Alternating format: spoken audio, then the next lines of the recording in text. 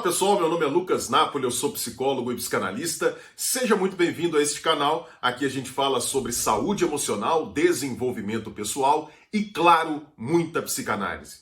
Vem cá, você já ouviu falar em síndrome do aluno nota 10? Eu tenho certeza que você nunca ouviu falar sobre isso, porque essa síndrome, até então, não havia sido descrita pela literatura acadêmica em psicologia. Mas eu creio ter descoberto esta síndrome a partir da minha experiência como psicanalista em consultório particular e, sobretudo, a partir da minha experiência como psicólogo em uma universidade federal. E eu pretendo, neste vídeo, explicar para você a caracterização desse quadro patológico que eu nomeei, pelo menos provisoriamente, de síndrome do aluno nota 10. Então, se você quer saber sobre isso, quer conhecer melhor esse quadro, fique ligado que a gente já vai começar.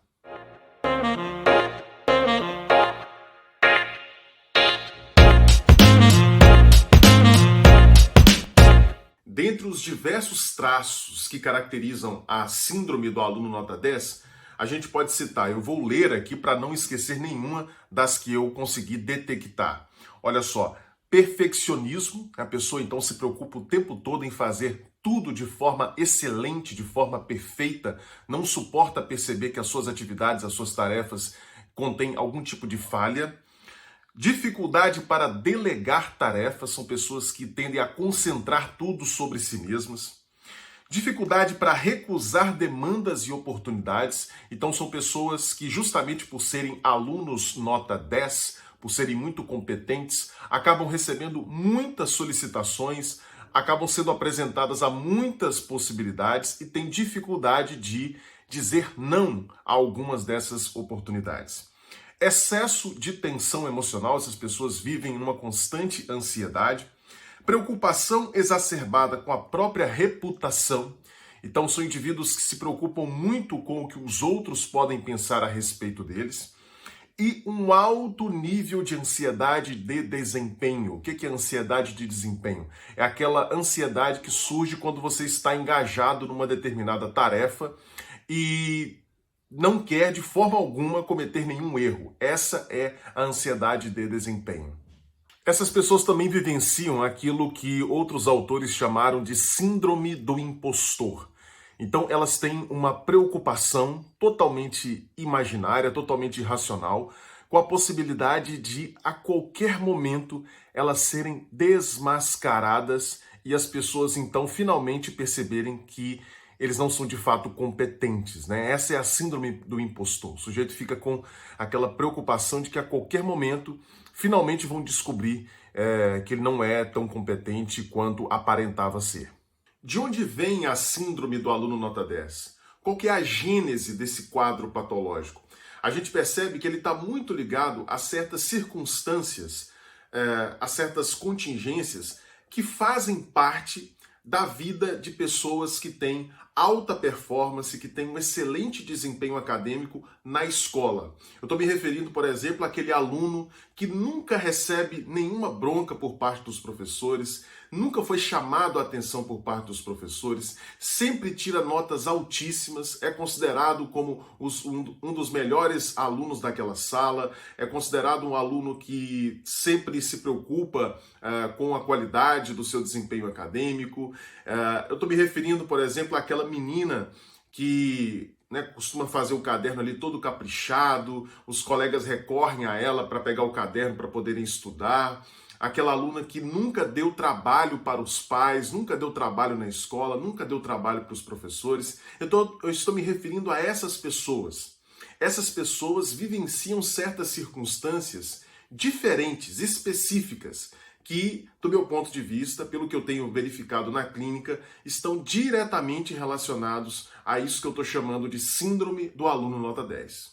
O que acontece com essas pessoas, sobretudo na época da vida escolar? Essas crianças e adolescentes, elas são poupadas de passar por experiências que são fundamentais para a construção da nossa saúde mental, que são as experiências da crítica e do fracasso. Em outras palavras, essas pessoas raramente, ou quase nunca mesmo, foram criticadas ou tiveram que lidar com o fracasso. são alunos tão bons que, mesmo quando eventualmente cometem algum erro, cometem alguma infração, eles não são diretamente criticados.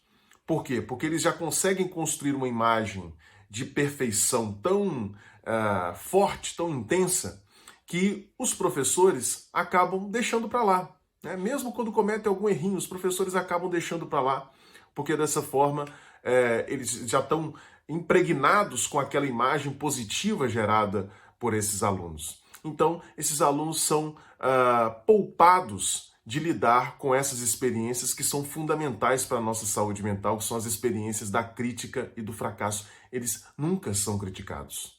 Então, a gente pode dizer que esses alunos, eles vivem como se eles estivessem correspondendo perfeitamente àquela imagem idealizada que eles têm de si mesmos e que os adultos também têm sobre eles. Com o passar do tempo, o que vai acontecendo? Além de usufruírem do prazer de serem os alunos nota 10, de serem os alunos admirados, elogiados pelos professores, essas crianças e adolescentes começam também a ter medo de perder esse lugar. De perder esse lugar de alunos perfeitos, de pessoas que correspondem exatamente àquilo que se espera deles. Eles se tornam, então, reféns da sua própria imagem idealizada. Reféns mesmo, é como se eles estivessem sequestrados por essa imagem idealizada que eles têm de si mesmos e que os professores também têm. Ou seja, eles não podem mais ter a liberdade de fazer algo que vá contra essa imagem, de fazer algo que saia dessa imagem idealizada. Por isso é muito comum que esses alunos perfeitinhos, esses alunos nota 10, eles comecem até a ter um pouco de inveja dos alunos bagunceiros. Porque os alunos bagunceiros, ninguém tem expectativa sobre eles. Então, eles podem fazer o que quiserem. Porque ninguém está esperando um alto desempenho da parte deles, ninguém está esperando que eles correspondam a um certo ideal. Então eles têm liberdade. E aí muitas vezes o aluno nota 10 olha para o aluno bagunceiro e inveja a liberdade que ele tem de fazer o que quiser. O aluno nota 10 não pode fazer o que quiser, porque ele está preso a essa imagem idealizada. Ele pode sair dessa imagem, ele pode fazer coisas que vão contra essa imagem? Pode. Só que ele tem medo de perder esse lugar, porque esse lugar não só proporciona prazer, mas proporciona a sensação de estar correspondendo àquilo que se espera deles. Então eles acabam se tornando sequestrados pela própria imagem idealizada. É essa experiência de serem o tempo todo elogiados, louvados, incensados pelas pessoas à volta, sobretudo pelos adultos à volta, né? Tanto pelos seus pais quanto pelos seus professores, é essa experiência de ser o tempo todo elogiado que está na origem dos principais sintomas da síndrome do aluno nota 10. Porque o que acontece? Como o sujeito ele é alvo desses elogios constantes, né? Como ele não passa pela experiência da crítica e do fracasso, ele começa então a estabelecer para si mesmo a nota 10, o desempenho excelente, como a única possibilidade que ele pode ter na vida. Ele leva esse mesmo raciocínio, esse mesmo padrão da sala de aula para o resto da sua vida. Então ele começa a se colocar metas elevadíssimas, super difíceis de serem alcançados. Por quê? Porque ele acredita que sempre precisa ser nota 10. Ele não se permite a possibilidade de falhar, a possibilidade de não dar conta. Não, para ele sempre é preciso estar no grupo dos alunos nota 10. Ele leva o padrão da sala de aula para o resto da sua vida. Só que a vida é muito mais variada, é muito mais complexa do que uma sala de aula. Você não vai conseguir necessariamente, né, ter o mesmo desempenho excelente que você tinha em sala de aula em todas as dimensões da vida. Porque ali na sala de aula você desenvolveu habilidades que lhe possibilitaram atingir a nota 10, atingir um desempenho de excelência. Mas na vida real, no mundo fora da escola, não necessariamente você vai ter desenvolvido todas as habilidades necessárias. Só que para o aluno acostumado a ser elogiado, a ser louvado o tempo inteiro pelos professores, ele acaba não entendendo isso. Ele acaba levando essa expectativa de excelência constante para a vida fora da escola. É como se ele tivesse preso ali à vida na escola e dessa forma ele não consegue então encarar as suas falhas, encarar os seus fracassos em outras dimensões da vida como acontecimentos naturais, como situações normais que podem acontecer.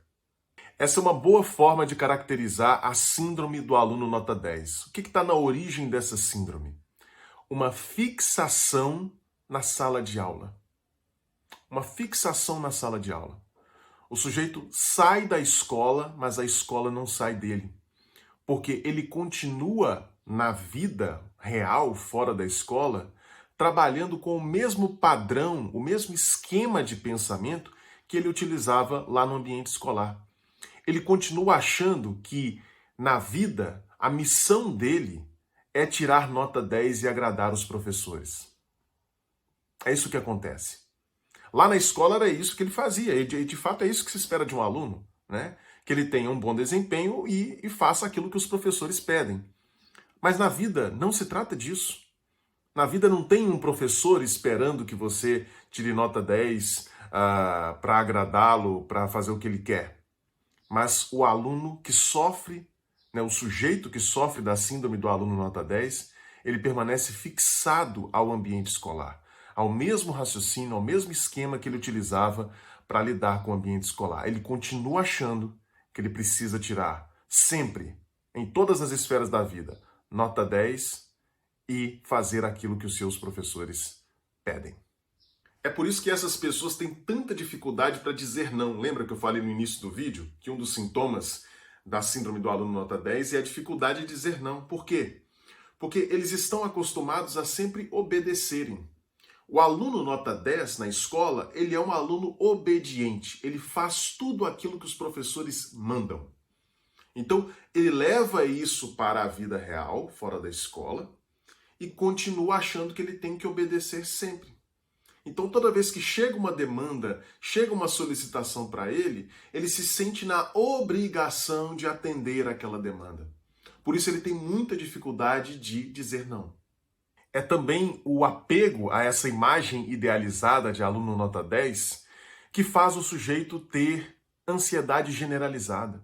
Faz ele ficar o tempo todo tenso. Lembra que eu falei disso também no início do vídeo? Da tensão constante vivida pelas pessoas que sofrem da síndrome do aluno nota 10, o sujeito fica numa tensão constante, por quê? Porque ele está o tempo todo se perguntando se ele está no caminho certo. Porque na escola tinha como ele saber.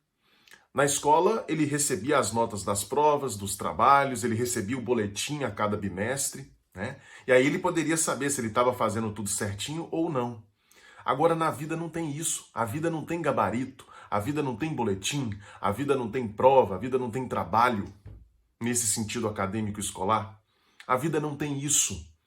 Então, o sujeito fica o tempo todo na tensão para saber, será que eu estou andando no caminho certo? Será que eu estou tirando nota alta? É essa a preocupação. É a preocupação se ele continua sendo aquele perfeitinho da sala de aula, aquele perfeitinho que tirava nota 10. Antes de finalizar esse vídeo, chegou a hora do momento merchan. É isso aí. Eu escrevi 2 e-books, o primeiro chamado O que um psicanalista faz, em que eu explico a atuação de um psicanalista no consultório, como é que a gente trabalha, quais são os objetivos do tratamento psicanalítico, em que a psicanálise difere de outras formas de tratamento psicológico. E também escrevi um segundo e-book chamado Psicanálise em Humanês, 16 conceitos psicanalíticos cruciais explicados de maneira fácil, clara e didática. É praticamente um curso de introdução à teoria psicanalítica. Esses 2 e-books estão disponíveis para a venda e você pode comprá-los clicando nos links que vão estar aqui na descrição desse vídeo. Beleza? Então, se você deseja se aprofundar no estudo da teoria psicanalítica, você não pode deixar de adquirir esse material. Pessoal, essa foi apenas uma primeira caracterização disso que eu chamei de síndrome do aluno nota 10. Eu utilizei esse termo na falta de um termo melhor. Talvez eu encontre com o passar do tempo aí uma forma de caracterizar de maneira um pouco mais objetiva esse quadro. Mas por enquanto eu decidi chamá-lo de síndrome do aluno nota 10.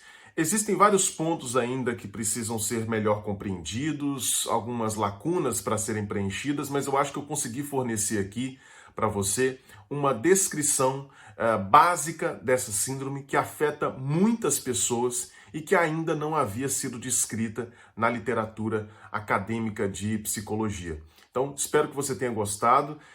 Se você sofre com essa síndrome, pela caracterização que eu fiz aqui, você pode se identificar, né? Se você sofre com essa síndrome e acredita que esse vídeo pode ter ajudado você e pode ajudar outras pessoas, não deixe de compartilhar esse vídeo. É muito fácil fazer isso em qualquer plataforma que você esteja assistindo. Compartilhe, mande esse vídeo para outras pessoas, principalmente compartilhe aí nos grupos de WhatsApp. Eu tenho certeza que vai fazer bem para muita gente. E claro, se você gostou desse vídeo, não deixe de dar o seu like.